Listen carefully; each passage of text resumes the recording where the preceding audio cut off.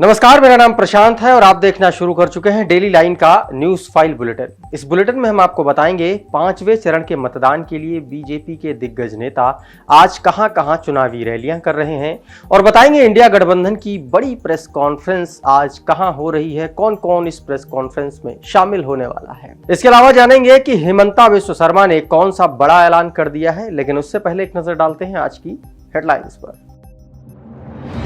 5वें चरण के लिए बीजेपी के दिग्गज नेताओं की ताबड़तोड़ रैलियां, पीएम मोदी झारखंड और महाराष्ट्र के दौरे पर, मुंबई में करेंगे रोड शो।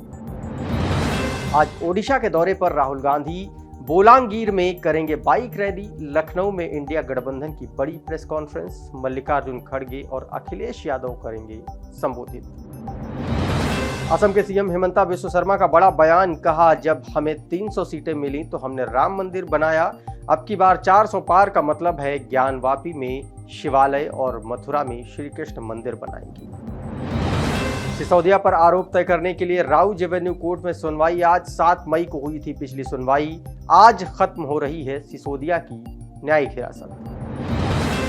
लोकसभा चुनाव के बीच यूपी की सियासत में हलचल तेज, पूर्व सांसद धनंजय सिंह का बड़ा बयान, बीजेपी को समर्थन देने का किया ऐलान। और अब शुरुआत करते हैं आज की बड़ी और अहम खबरों की विस्तार से। लोकसभा चुनाव के 5वें चरण के लिए प्रचार जारी है। इस कड़ी में प्रधानमंत्री नरेंद्र मोदी आज झारखंड और महाराष्ट्र के दौरे पर हैं। वो झारखंड के कोडरमा और गिरिडीह में जनसभा को संबोधित करेंगे। इसके साथ ही महाराष्ट्र भी जाएंगे। यहाँ वो डिंडोरी, नासिक, कल्याण और भिवंडी में जनसभा को संबोधित करेंगे। इसके साथ ही वो शाम को मुंबई नॉर्थ ईस्ट सीट पर रोड शो भी करेंगे। मुंबई के घाटकोपर में पीएम मोदी 2.5 किलोमीटर का रोड शो करेंगे, जो रात 8 बजे से शुरू होकर के एलबीएस रोड पर श्रेयस सिनेमा से गांधी मार्केट तक निकलेगा। दूसरी तरफ केंद्रीय गृह मंत्री अमित शाह आज पश्चिम बंगाल, ओडिशा और बिहार के दौरे पर हैं। वो आज बंगाल के हुगली में जनसभा को संबोधित करेंगे, वहीं ओडिशा के गंजम में चुनावी रैली को भी संबोधित करेंगे। इसके अलावा कटक में रोड शो करेंगे अमित शाह, साथ ही बिहार जाएंगे और पटना में रात गुजारेंगे। अमित शाह बिहार में 2 दिन तक रहेंगे। वो 16 मई को सीतामढ़ी और मधुबनी में चुनावी सभा को संबोधित करेंगे। वहीं बीजेपी के राष्ट्रीय अध्यक्ष जेपी नड्डा आज 3 राज्यों के चुनावी दौरे पर हैं। वो बिहार, पश्चिम बंगाल और ओडिशा में रहेंगे।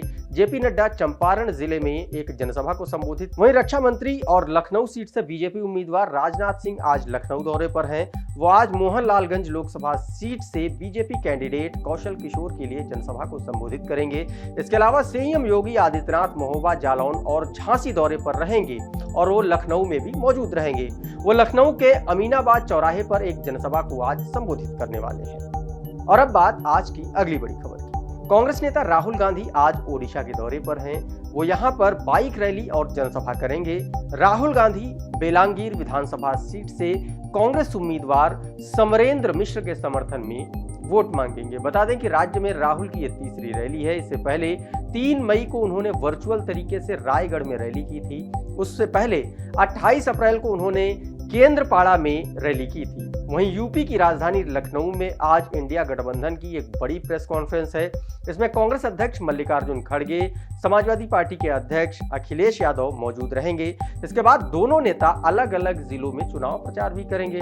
अखिलेश यादव 15 मई को बलरामपुर के गैसणी विधानसभा और फैजाबाद लोकसभा सीट पर समाजवादी इंडिया गठबंधन के प्रत्याशियों के पक्ष में चुनावी जनसभा को संबोधित करेंगे। वहीं कांग्रेस महासचिव प्रियंका गांधी वाड्रा रायबरेली में नुक्कड़ सभाओं और जनसंपर्क कार्यक्रम करेंगी। इसके अलावा पूर्व मुख्यमंत्री और बसपा सुप्रीमो मायावती आज बांदा में एक जनसभा को संबोधित करेंगी। इसके अलावा अरविंद केजरीवाल आज दिल्ली में कांग्रेस के लिए प्रचार करेंगे। वो कांग्रेस प्रत्याशी के लिए रोड शो करेंगे।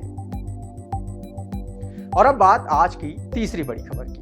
लोकसभा चुनाव के प्रचार के दौरान सियासी नेताओं की बड़ी बयानबाजी सामने आ रही है। इस बीच असम के मुख्यमंत्री हिमंता बिस्वा शर्मा ने दिल्ली में चुनाव प्रचार के दौरान एक बड़ा बयान दिया। उन्होंने हिंदू वोटर्स को लुभाने के लिए कहा कि अगर बीजेपी को 400 सीटें मिली तो ज्ञानवापी और कृष्ण जन्मभूमि मंदिर जरूर बनाएंगे। हिमंता ने कहा कि अब की बार 400 पार का मतलब है कि ज्ञानवापी में शिवालय और मथुरा में श्री कृष्ण मंदिर और पाकिस्तान अधिकृत कश्मीर वापस भारत में।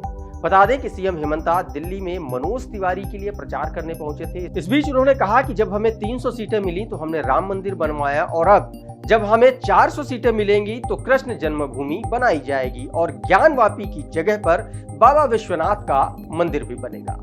और अब बात करते हैं आज की चौथी बड़ी खबर की। दिल्ली महिला आयोग की पूर्व अध्यक्ष और आम आदमी पार्टी की राज्यसभा सांसद स्वाति मालीवाल के साथ मारपीट का मामला बढ़ता ही जा रहा है।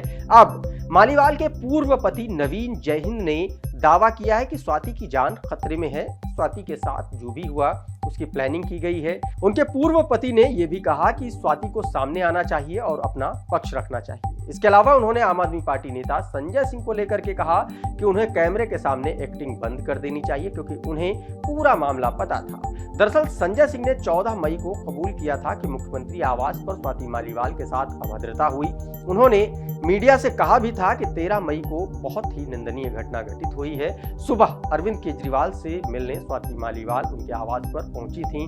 ड्राइंग रूम में केजरीवाल का इंतजार कर रही थीं। इसी बीच मुख्यमंत्री के पीए विभव कुमार वहां पहुंचे और उनके साथ अभद्रता और बदतमीजी की। और अब बात आज की अगली बड़ी खबर की।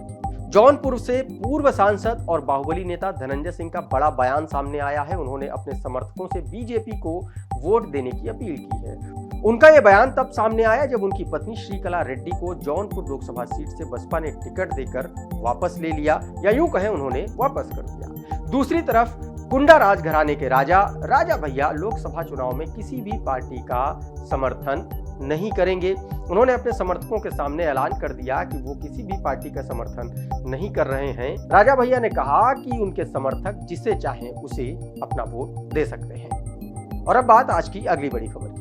शराब नीति केस में जेल में बंद दिल्ली के पूर्व उप मुख्यमंत्री मनीष सिसोदिया पर जल्द ही आरोप तय हो सकते हैं। सीबीआई की तरफ से दर्ज इस मामले में आज राउ रेवेन्यू कोर्ट में सुनवाई है। मामले में पिछली सुनवाई 7 मई को हुई थी, जिसमें सिसोदिया की न्यायिक हिरासत आज यानी कि 15 मई तक बढ़ा दी गई थी, जबकि ईडी की तरफ से दाखिल किए गए केस में सिसोदिया की हिरासत 21 मई तक बढ़ाई गई है। वहीं दिल्ली हाईकोर्ट में बीते दिन सिसोदिया की जमानत याचिकाओं पर सुनवाई हुई। इस मामले में कोर्ट ने फैसला सुरक्षित रख लिया।